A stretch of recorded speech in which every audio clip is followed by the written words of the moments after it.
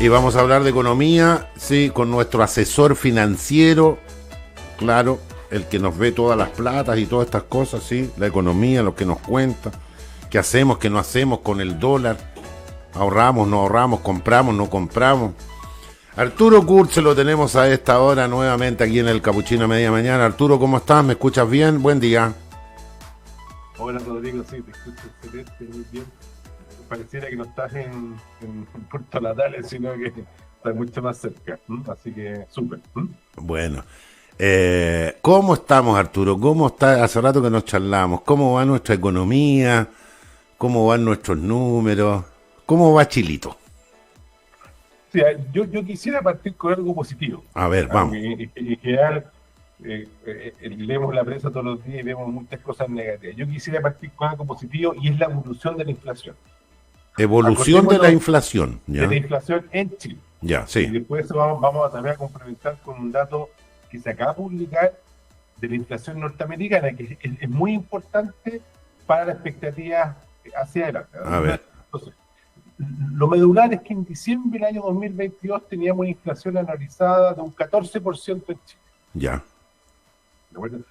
Según la cifra publicada del IPC de agosto, la inflación anualizada hoy día es un 5%. Por lo tanto, nueve puntos menos. Tenemos un tremendo descenso en la inflación anualizada, ¿de acuerdo? ¿Ya? Bueno, y eso yo creo que es la noticia positiva, porque a partir de eso eventualmente empezamos a generar algunas condiciones que son negativas, lamentablemente, y esas son las que quiero mencionar. Ya, pero espera, primera pregunta, ¿por qué gracias a qué pudimos bajar tanto, de 14 a 5?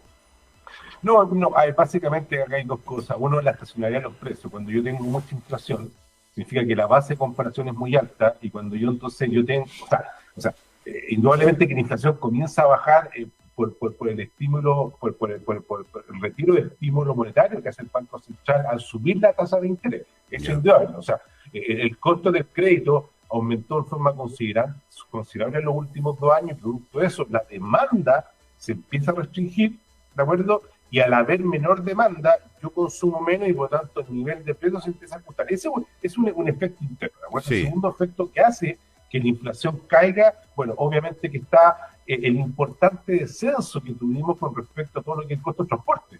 Una de las razones del por qué tuvimos esta inflación desbocada, esta inflación tan alta, ¿cierto? Fue porque la cadena de producción generó una disrupción producto del escenario del COVID. Ya, ¿de acuerdo? Y esa disrupción en la cadena de producción y de transporte generó un fuerte aumento del costo del transporte, ¿de acuerdo? Del transporte naviero principalmente, que obviamente que el importador está obligado a traspasar a su costo, ¿de acuerdo? ¿De acuerdo? Como tercer elemento, tuvimos también un fuerte aumento en el precio de algunos alimentos, en el precio del trigo, los cereales, del petróleo, de la soja, etcétera, etcétera, ¿cierto? Que de alguna forma han ido reduciendo, han ido bajando, ¿cierto? Porque todo esto fue en definitiva una especulación tremenda, en parte producto del tema del COVID, y segundo por el tema de la guerra entre Rusia y Ucrania. Eso generó tal vez mucha incertidumbre y mucha especulación con respecto al trigo, al aceite, bueno, y vimos entonces un poco la consecuencia. Entonces, uno de los temas que yo te insisto, Rolo, yo no soy economista, yo trabajo en el mundo financiero hace 25 años, pero no soy economista, pero una de las cosas que no me explico es por qué se ha caído tan fuerte el precio de la harina y por qué se ha caído tan fuerte el precio del transporte. Bueno, aquí por qué el precio de algunos bienes no han caído, ¿de acuerdo? Bueno, eso se explica por la finalidad negativa que está generando esta TTF, y que es básicamente el tipo de cambio. Ahí tenemos un problema. Ahí el Banco Central chino tiene un tremendo problema. ¿Por qué? ¿Por qué? Porque la razón del por qué, o sea, hay dos razones por las cuales el tipo de cambio cae desde 1060, que fue el pic previo al plebiscito del 4 de septiembre. Recuerden que el tipo de cambio en julio del año 2022 llegó a 1060. ¿Ya? Una cifra que es bastante loco, ¿cierto? Porque la verdad es que, bueno, nadie esperaba que llegara a ese momento. Entonces, y pasando la barrera psicológica del 1000. Bueno, exactamente, claro. y se mantuvo un buen rato sobre los 1060. Entonces, la caída de los 1060 a los 780 que llegó, 770 que llegó, digamos, a principios de este año, se debió a dos motivos. Uno, porque en parte, ¿cierto?, hubo un respiro con el tema constitucional, dado un rechazo de la reforma que, honestamente, para mí era mala. Y en general para inversión era mucha, pero no moral de eso, ¿de acuerdo? Y por otro lado, porque el Banco Central, para frenar la inflación, comenzó a subir la tasa de interés. Por tanto, esa alza de la tasa de interés genera el incentivo para que yo compre pesos y venda dólares. Hay un tema que no los quiero enredar mucho, que se llama el famoso carry trade. Y el carry trade es finalmente la capacidad que tienen los grandes inversionistas de colocar sus fondos, sus recursos, donde exista la mayor tasa de interés. ¿De acuerdo? Ya. Entonces, en este escenario... Donde más interés me paga, para allá va mi lucas. Para allá mi lucas. Entonces, como la moneda común denominador que se mueve en este cosa es el dólar norteamericano, ¿yo qué es lo que hago como especulador? Porque mucha especulación. Sí. Yo voy a Japón, y como Japón tiene tasas negativas, me pasivo en yenes japoneses. Con esos yenes japoneses voy, los convierto a dólares, ¿cierto? Y esos dólares los vendo y me activo en reales, en la moneda brasileña, en la moneda mexicana o en la moneda chilena. Y eso entonces, y esa mayor oferta de dólares, para yo posicionarme en tasas locales, eso es lo que permitió la caída de la tasa de interés, ¿cierto? Hasta que en junio pasado, Rodrigo, el Banco Central decidió empezar a normalizar el ajuste monetario, ¿cierto? Y empezar a bajar la tasa de interés. ¿De acuerdo? Acordémonos que la TPM, la tasa política monetaria, estuvo al 11,25%. Y ahí te quiero dar un dato, porque la última crisis financiera de verdad que tuvo la humanidad, que tuvo el mundo, que fue en 2008, la TPM en Chile fue del 8%. Por lo tanto, hoy día, producto del COVID, producto de la guerra y producto, ¿cierto?, un poco de estos aumentos de inflación, que también vino de la mano, ¿cierto?, de los retiros de los fondos de pensiones, vimos una tasa de interés casi 325 o 3,25% por encima del 2008, ¿de acuerdo? Y una tasa, amigo mío, del 11,25 es extremadamente contractiva. Es más, una tasa política monetaria como la que está hoy día del 9% es extremadamente contractiva. Y según mis números, mi análisis, la TPM en realidad debería estar al 6% y no al 9%. ¿Y por qué no está al 6% la tasa política monetaria? Porque eso significaría que la tasa real chilena estaría prácticamente en cero, lo que generaría una fuerte especulación contra el peso. ¿Vale? Es decir, tú vienes para acá, te pasivas, te vendes pesos, compras dólares y con esos dólares te vas a Brasil o te vas a México, donde la tasa de interés es mucho más alta y por lo tanto vas a ganar plata. Entonces, eso es lo que está pasando y ese es el tremendo zapato chino que yo creo que hoy día tiene el Banco Central chileno para ser más agresivo al bajar la tasa de interés. El tipo de cambio, porque finalmente el tipo de cambio tiene un componente inflacionario, Rodrigo. O sea, acordémonos que los bienes se dicen de la economía, hay unos que se llaman los transables, los que se intercambian a través de la importación y exportación, y los no transables, que son los servicios.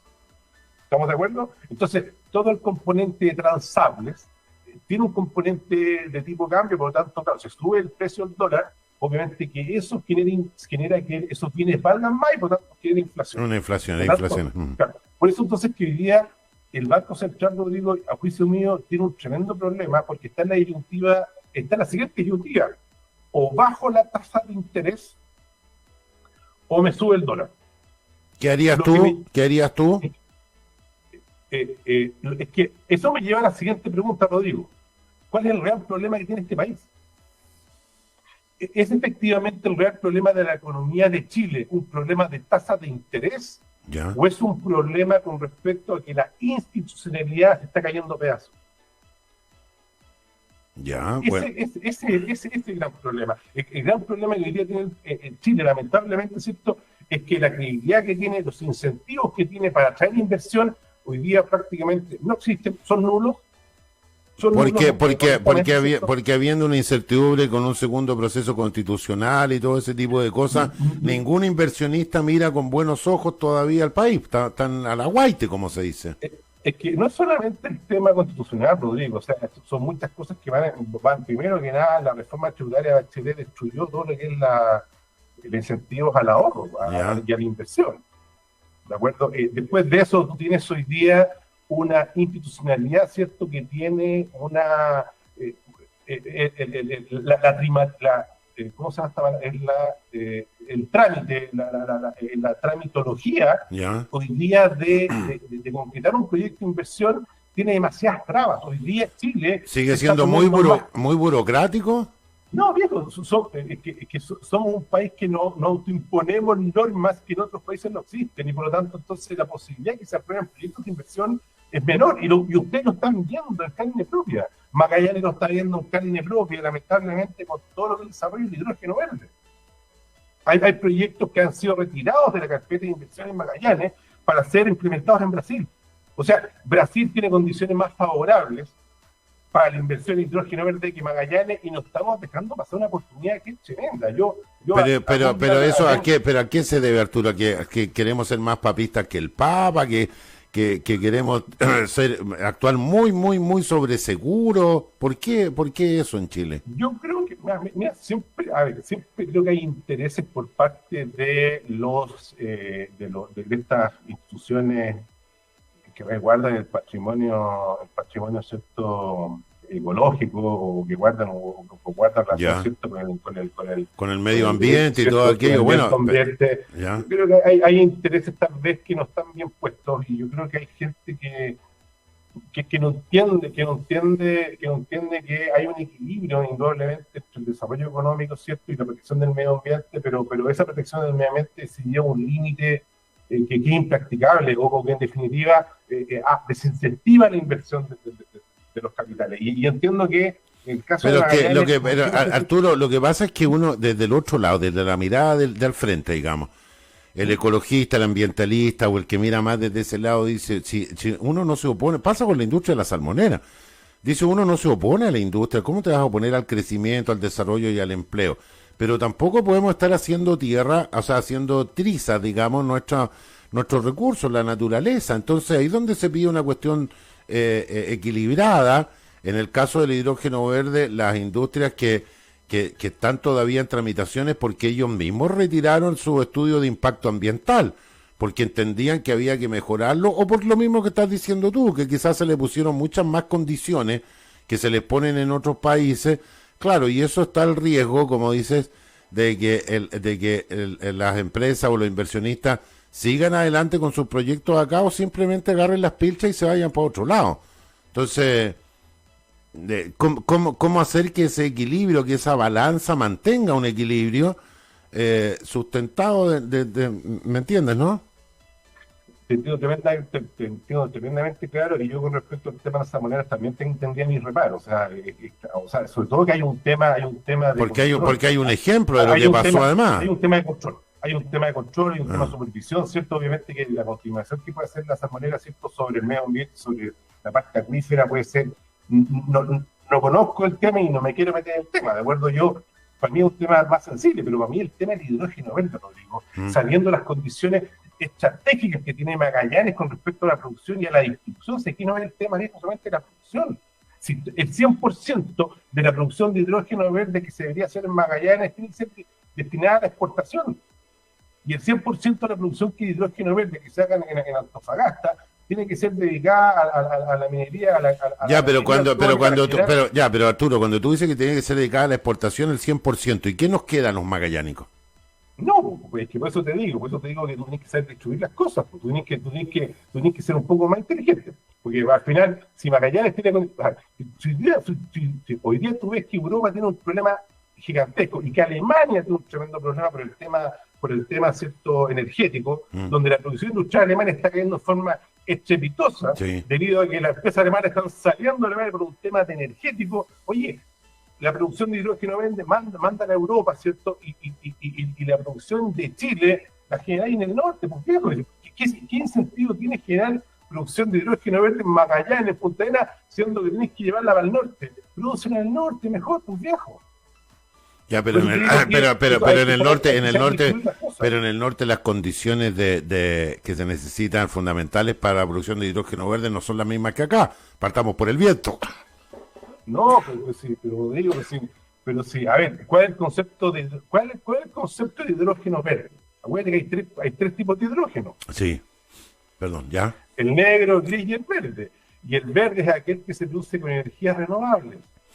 ¿Cómo no? Y resulta que tú tienes en el norte una planta que se llama Cerro Dominador, que es una planta termosolar de energía eléctrica, ¿cierto? Y tienes una cantidad de energía fotovoltaica que tiene la producción de energía limpia. Ese no es el problema. No es el problema. Y me imagino que tendréis la capacidad de desalinizar el agua del mar, ¿cierto? Y a partir de eso producir. Entonces, sí. Rodrigo, existen las condiciones. Y lo importante es que Chile, estratégicamente, desde Arica hasta Magallanes, podemos producir hidrógeno, ya sea por el componente eólico o el componente fotovoltaico. Entonces tenemos tremenda oportunidad. Es decir, el problema es que la autoridad no sabe proyectarse, porque Rodrigo, si nosotros tenemos que proyectarnos para el 2050. Esa es la proyección que tenemos que hacer, y el resto, y esperemos que vayamos ahorrando la carga en el camino, Rodrigo, pero si tenemos una visión cortoplacista, estamos más perfectos. No, está bien, estamos de acuerdo. O sea, hay que levantar la mirada, ¿no es cierto?, y proyectarla hacia el horizonte. Estoy de acuerdo en eso. Pero bueno, las normas que tenemos hoy día, las leyes que tenemos y lo que está pasando también políticamente dice mucho. Ahora, en todo esto, ¿qué tal la gestión para ti de Marcel?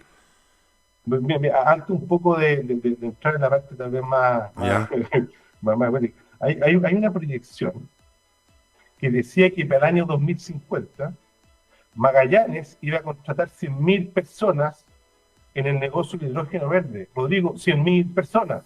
¿Saben lo que es el desarrollo? ¿Y saben lo que pasa? Desde el punto de vista geopolítico, el desarrollo del hidrógeno verde es fundamental para las pretensiones que tiene Chile en la Antártida. Porque necesitamos que el extremo sur de Chile sea extremadamente potente. Y sobre todo, inclusive ahora, amigo mío, con lo que está pasando en Panamá. En Panamá, no por un tema... Sí, con lo del canal y que ahora se abre más la posibilidad de desarrollar mucho más también nuestro paso bioceánico acá. Sí, claro. Como fue históricamente. Oye, y el canal de Panamá no solamente es un tema de pluviometría, un tema que ha llovido menos en Panamá, así que por tanto el nivel del canal ha bajado, sino que el problema del canal, amigo mío, es que hoy día los superbarcos contenedores no están pasando. No pueden, no alcanzan a pasar, claro. Entonces, te insisto, Rodrigo, amigo mío, Chile tiene, Magallanes tiene todas las condiciones para ser el California de Chile, si es que hacemos bien las cosas, pero resulta que hoy día tenemos una permisología que está aportillando todos los proyectos, todo lo que hizo el gobierno de Piñera, yo creo que de alguna forma todo se ha planeado, y eso lamentable es un problema ideológico, Rodrigo, un problema ideológico, lo que me lleva a Marcel. Marcel es el mejor caso de cuando un héroe se transforma en villano.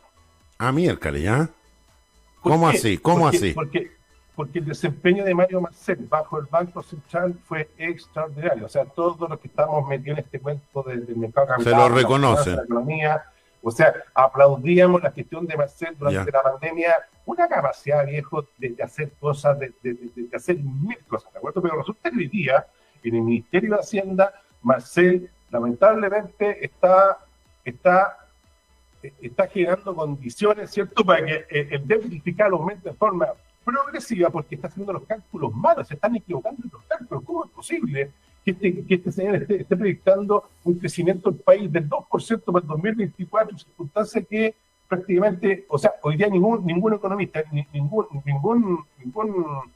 ninguna entidad económica se la juega por una proyección así de crecimiento, un 2,5 dijo, incluso lo dijo ayer en la ley de presupuesto que se está discutiendo en el Congreso. Es que ese es el punto, por Rodrigo. Y esa es la razón del por qué, y pues por eso que pasa de héroe a villano, porque producto de esa responsabilidad, resulta que una empresa de gestión de riesgo, que Standard & Poor's, nos bajó el outlook de Chile de estable a negativo. Entonces resulta que estamos a 3 peldaños a 3 peldaños de caer en bono basura. O sea, estamos a 3 peldaños de caer en un bono de alto riesgo. O sea, Chile, amigo mío, en el transcurso de los años pasamos de ser doble A, uno de los pocos países, o sea, el único país latinoamericano, ¿cierto? Y uno de los países pocos países que tenía selección de riesgo, ¿cierto? Podría estar en A menos, con alta posibilidad de empezar a caer en algo bien desagradable que son las B.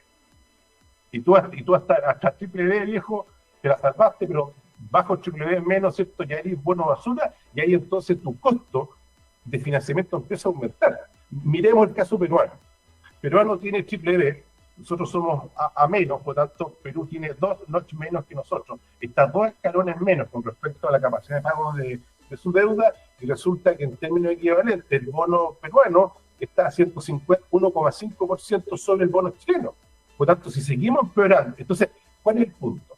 El punto es que Marcel saca una cifra de PIB irreal porque él quiere gastar más.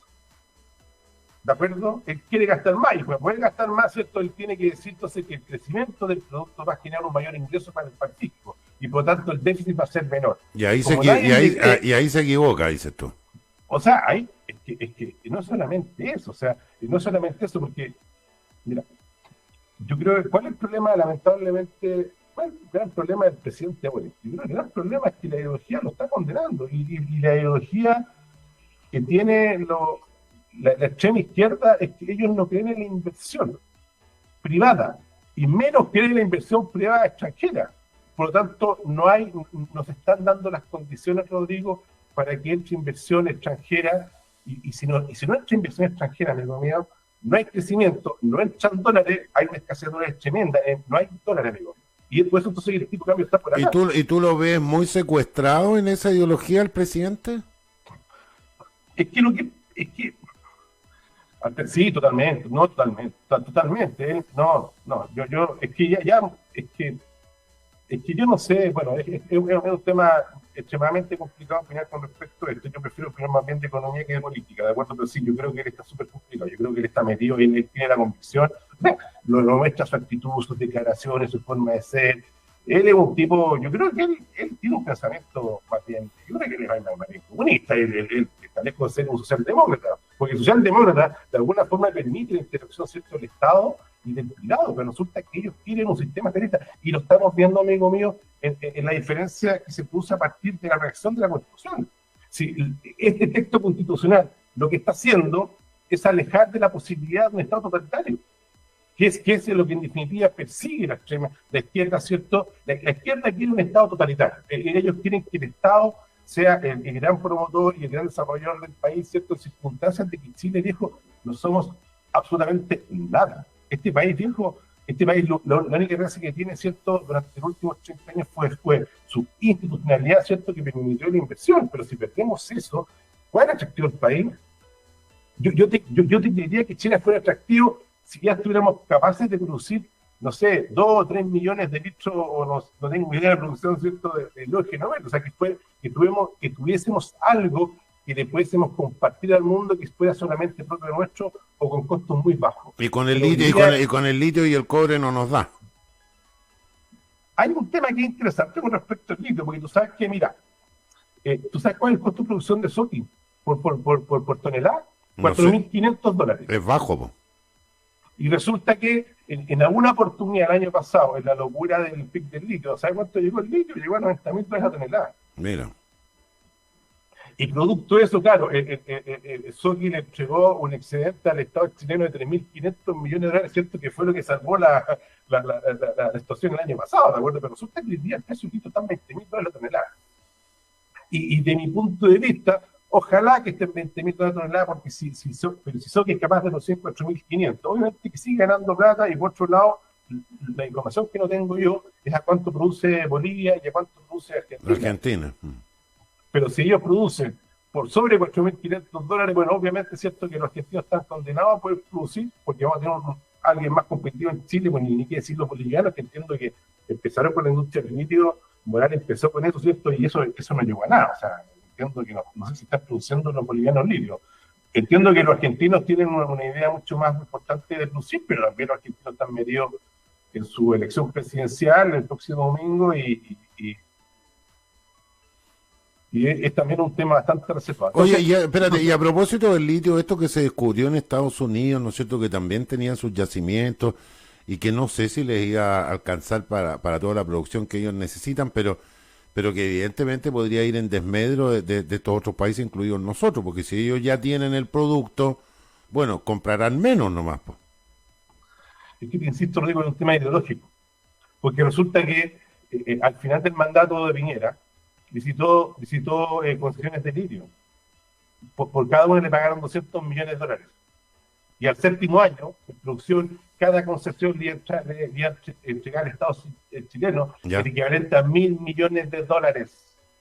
Y resulta que lo que hace el gobierno de Boric caduca esas 3 concesiones porque según ella estaban mal entregadas. Y resulta que Piñera licitó el 4% de reservas probables de litio de Chile. Eso fue lo que licitó, el 4%. Entonces, es un tema ideológico, lamentablemente, Rodrigo.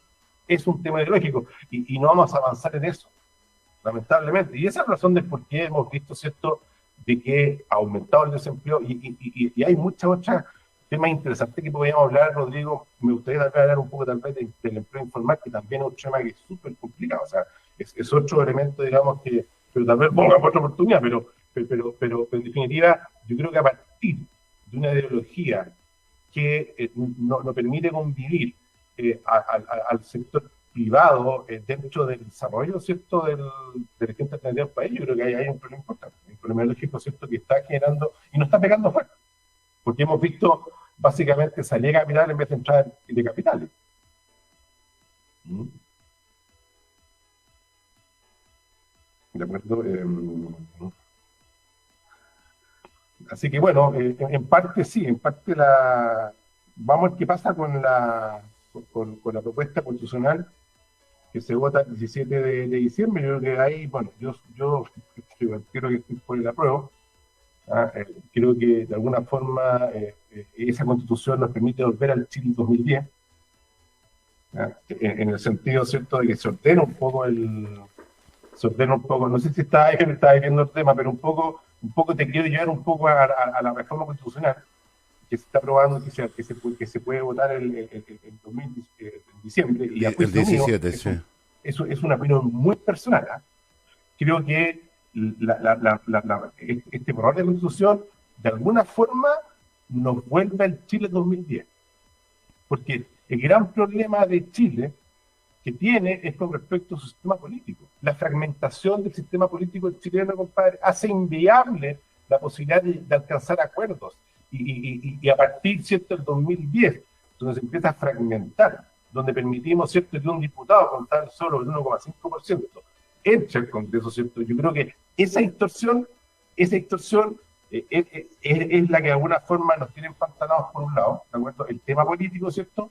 Y por otro lado, es importante decir, ¿cierto?, que también esta reforma constitucional, ¿cierto?, genera incentivos, ¿cierto?, para la modernización del Estado. Creo que el Estado tiene que modernizarse, el Estado tiene que ir creciendo en función de lo que crece el sector privado, ¿cierto? Y bueno, y hay otros antecedentes, ¿cierto?, que yo creo que están siendo bien tomados. Yo insisto, después de leído de contra el papelito del borrador y haber seguido todo el proceso, bueno, la opinión mía es, yo estoy de acuerdo de eso y creo que podría ser sentar la base. En el caso, digamos, de que sea rechazada, sabemos que la intención es modificarla en el Congreso y darle la posibilidad a los políticos que ellos rechacen, o sea, hagan una constitución, ¿cierto?, a partir, digamos, de su representación actual. Creo que podría ser va a prolongar el incertidumbre, ¿cierto?, y por lo tanto lamentablemente la agonía va a seguir. Si ya estamos en un país que, no solamente por el tema interno, lo digo, hay temas que hoy día están pegándole transversalmente, no solamente a la región. No sé si ayer tuviste la oportunidad de escuchar la entrevista con Chávez y con Pastene, con el expresidente colombiano, y ojo, el tema del narcotráfico es un tema muy complicado. Sí, claro. El tema del crimen organizado, amigo mío, se está tomando transversalmente el continente entero, ¿de acuerdo? Hay una y lamentable, acuérdate que yo siempre fui de cerca y siempre fui concertación. Yo no soy un facho de derecha, estoy lejos de serlo para que no se me malinterprete, pero creo que la actitud que tiene hoy día la izquierda con respecto al tema de la criminalidad, del crimen organizado, es una pasividad que no se entiende. Ahora, también entendemos que hay leyes que de alguna forma tal vez no son lo suficientemente ágiles, ¿cierto?, para poder atacar el extranjero, ¿cierto? Pero bueno, ahí tenemos el Congreso, ¿cierto?, que se pone en las pilas. Entonces, pero este mismo expresidente que lo mencionaste ahí en esta nota, ¿Mm? otros presidentes más también han dicho hace harto rato, también le ha dicho a la región que con el tema del narcotráfico y la droga en general hay que hacer algunos cambios y ningún país lo hace, po.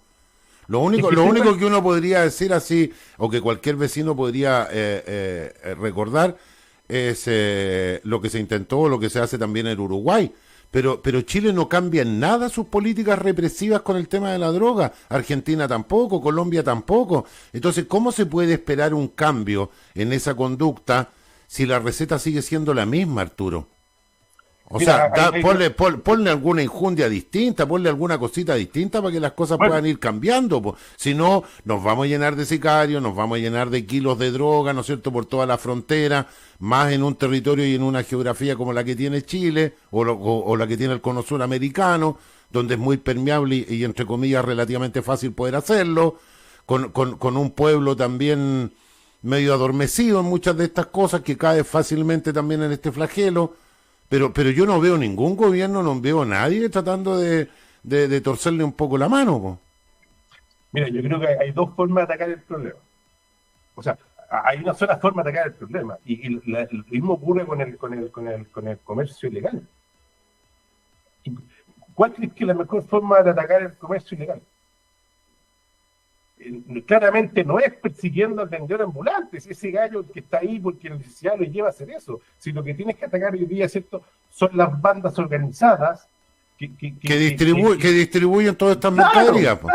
claro. Entonces ahí es inentendible por qué no existe una conexión entre el servicio impuesto interno y aduana. Y hoy día estamos hablando de una aduana que está cuestionada por todos lados. Tú puedes ver, se ha mencionado mucho el tema de los escáneres. Es una desidia que no tiene nombre, Rodrigo. Es una opción, es una falta Bueno, de Arturo, o estamos todos comprados, es que ahí está el punto, pues si esa es la verdad, pues. Bueno, Porque la droga mueve tanta plata, esto genera tantos intereses que todo el mundo tiene su precio nomás, pues. Si esa es la verdad. Todo el mundo tiene su precio en forma, porque entonces, ¿por qué no está el servicio de impuesto interno? Porque están los bancos fiscalizando, porque esa plata pasa por las cuentas corrientes, pues. Cuando el tipo va a comprar el auto de 50 millones de pesos en cash, porque el vendedor, ¿por qué se lo vende? Entonces, bueno, el origen de los fondos, entonces, efectivamente... Bueno, pero en eso yo entiendo que se están intentando hacer algún tipo de regulación y un mayor control.